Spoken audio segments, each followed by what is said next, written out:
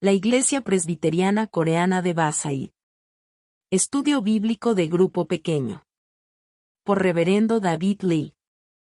Capítulo 84. El necio dice que no existe Dios. Salmos capítulo 53, versículo 1 a 6. Al músico principal, sobre Maalat. Masquil de David. Dice el necio en su corazón, no hay Dios. Se han corrompido, e hicieron abominable maldad. No hay quien haga bien.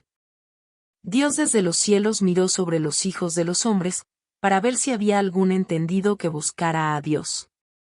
Cada uno se había vuelto atrás, todos se habían corrompido, no hay quien haga lo bueno, no hay ni aun uno.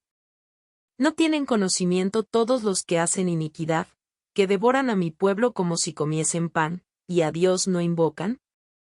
Allí se sobresaltaron de pavor donde no había miedo, porque Dios ha esparcido los huesos del que puso asedio contra ti, los avergonzaste, porque Dios los desechó. Oh, si saliera de Sión la salvación de Israel. Cuando Dios hiciere volver de la cautividad a su pueblo, se gozará Jacob, y se alegrará Israel. En el texto de hoy, ¿cómo se refiere hacia un necio? ¿Y cuál es enseñanza que da estas palabras? En el versículo 1 de hoy dice el necio en su corazón, no hay Dios. La palabra necio en hebreo se refiere a Nabal y significa que las hojas de un árbol se marchitan y cae, exhausto, debilitar, o actúa de una forma absurda sin sentido. Si integramos todos los significados podemos inferir que un necio es una persona que actúa de una forma absurda sin sentido que va debilitándose gradualmente. En otras palabras, por su acción necia su vida se va marchitándose poco a poco. En el libro de Samuel, capítulo 25 aparece un individuo con estas características. Él tiene como nombre, Nabal, que significa necio. Él era un hombre muy rico que poseía muchas ovejas y ganado. Y vivía en paz porque David lo protegía. David, que moraba cerca de la casa de Nabal, lo protegía de los ataques de los enemigos del exterior. Un día, David estaba siendo perseguido por sus enemigos y se le habían acabado los alimentos, por lo que pidió ayuda a Nabal, quien le negó ayudarle diciéndole ¿quién eres tú para pedirme a mí los alimentos? David, enojado, iba a castigar a Nabal cuando su esposa Abigail le trajo abundantemente los alimentos mediando la situación y Nabal se escapa apenas de ser castigado.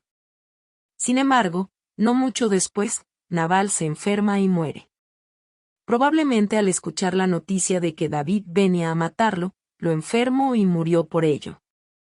Aquí podemos ver que la vida de Nabal transcurre, así como su nombre. Él se fue consumiéndose poco a poco porque pagó la gracia por el mal. Las palabras de hoy nos indican a las personas necias que viven de este modo, necios.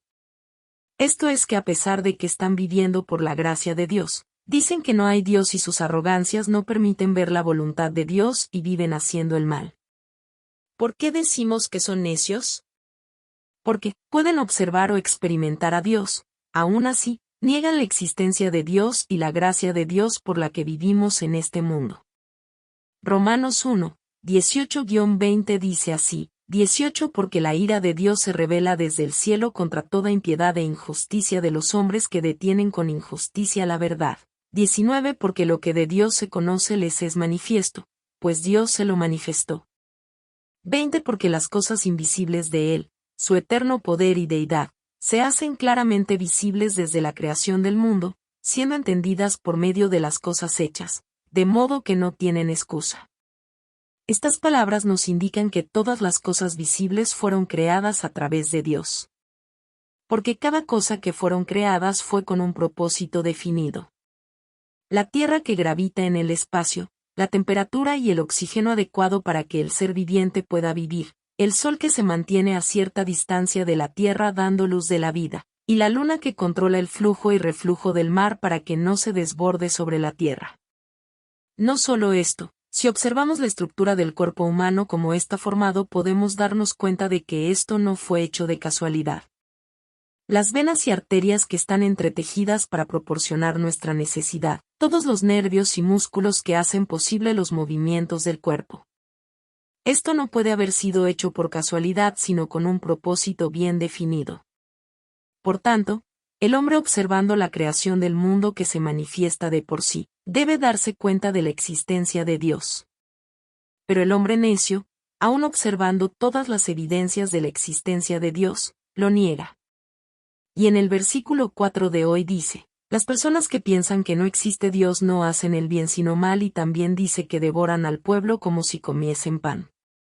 Esto es que como piensan que no existe Dios, creen que nadie ve sus maldades y cometen atrocidades sin remordimiento alguno. Por tanto, el que no cree en Dios, como no tienen miedo del castigo de sus maldades, lo hacen como si nada. Pero, Dios está vivo y observa y estará observando todas las acciones de estas personas necias para juzgarlos después. El versículo 5 de hoy nos confirma esto. Allí se sobresaltaron de pavor donde no había miedo, porque Dios ha esparcido los huesos del que puso asedio contra ti, los avergonzaste, porque Dios los desechó. En estas palabras, donde no había miedo, significa, donde piensan que no hay peligro, es decir, construyeron una fortaleza para esconderse de los enemigos y lo hicieron. Pero, el versículo también dice que en ese lugar los malos se van a sobresaltar de pavor, porque en ese lugar va a venir el juicio de Dios. La evidencia de esto es que en la actualidad vivimos en un mundo donde no es nada seguro. En Estados Unidos, donde se considera uno de los países más seguros, ocurren accidentes de armas y enfermedades como el COVID-19.